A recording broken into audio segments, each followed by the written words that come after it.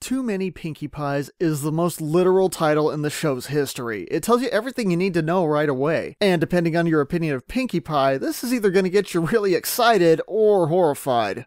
Or possibly both. As the episode begins, Pinkie has concluded that there are too many fun things going on at once. She wants to be with all of her friends at the same time so she doesn't miss out on anything, but the only way she can realistically do that is by copying herself. And as it just so happens, her Nana Pinkie, who may or may not be Granny Pie, referred to by a different name, told her about an underground pond in the Everfree Forest that does just that. This is the mirror pool. Basically, you look at your reflection, say a little rhyme, and your reflection will literally come to life and climb out of the water. Things start to get out of hand though when her copies begin copying themselves without asking her, and soon the entire town is overrun by Pinkie Pies. Fortunately, Spike finds an old book hidden behind a secret panel in the library that shows Twilight how to send the reflections back into the mirror pool. Unfortunately, the spell doesn't distinguish between the copies and the original, so if Twilight isn't careful, she might get rid of the real Pinkie by mistake.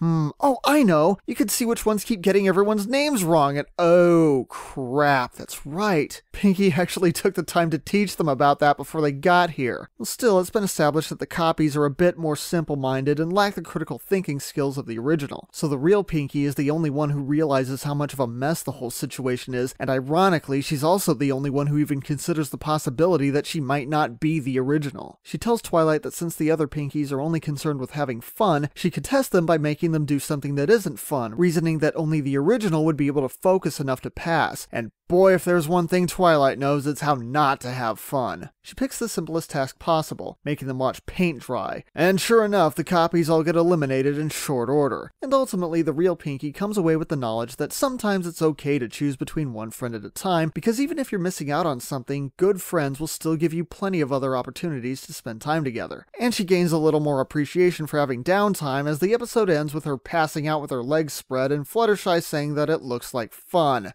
Yeah, I'll just let you draw your own conclusion from that. I want to just take a moment to explain a bit about how these reviews work. Now, in addition to looking at what actually happens on the show, I also try to consider what the episode expects from me. I understand that some episodes are more serious and others are just meant to be half an hour of silly fun, and that's fine. But don't expect me to be invested in a character that you've barely bothered to develop. Don't expect me to look the other way when everyone starts acting out of character for no good reason. Don't expect me to swallow a lesson at the end that has nothing to do with the rest of the episode. Too Many Pinkie Pies is an episode that gets it right. I mean, this was clearly just an excuse for the studio to go nuts with Pinkie Pie, especially with the copies trying to amuse themselves during the paint drying scene. But at the same time, even the parts with Pinkie being annoying don't just happen for comic relief. She actually has to face that part of herself. She learns her lesson without anyone else having to spell it out for her, and the moral at the end is spot on. Additionally, the story moves along while keeping everyone in character the entire time. Obstacles are addressed reasonably, and they fix the problem by being smart about it. This is an episode that trusts its audience to follow what's going on. When we see the one Pinkie remaining at the end, we're absolutely sure that this is the real one based entirely on how she behaves. And that's not bad considering just how lighthearted the whole thing is. If I have one complaint, it's that I thought Spike finding the book behind a hidden panel was just a little too convenient. And on that subject, you know how things sometimes get changed around on the show from time to time? And for the most part, I get it. Like when Pony Joe from Best Night Ever was later called Donut Joe in season 2. That actually made more sense for the character. We also had the train that first appeared in Over a Barrel and was later redesigned to look more like the toy they were selling. And again, I get it. But there's a change in this episode that seems unnecessary. And it's a small change, nitpicky to the point of being borderline bullshit, but still. Early on, Pinkie talks about the legend of the Mirror Pool, and then later when Twilight reads about it in the secret book, it's called the Mirror Pond. And like I said, it's nitpicky, and in real life I can understand why Pinkie might call it by a different name than the book, but it still creates a bit of an issue about what do we call this thing and why does it have two different names in the same episode. I also thought that the Pinkie Swarm didn't really have that much to do besides hopping around, though the individual Pinkies were very entertaining. So overall, I have to say this wasn't my personal favorite Pinkie Pie episode, but it is definitely one of the better ones and a very good episode for the series overall. Too Many Pinkie Pies gets an 8 out of 10.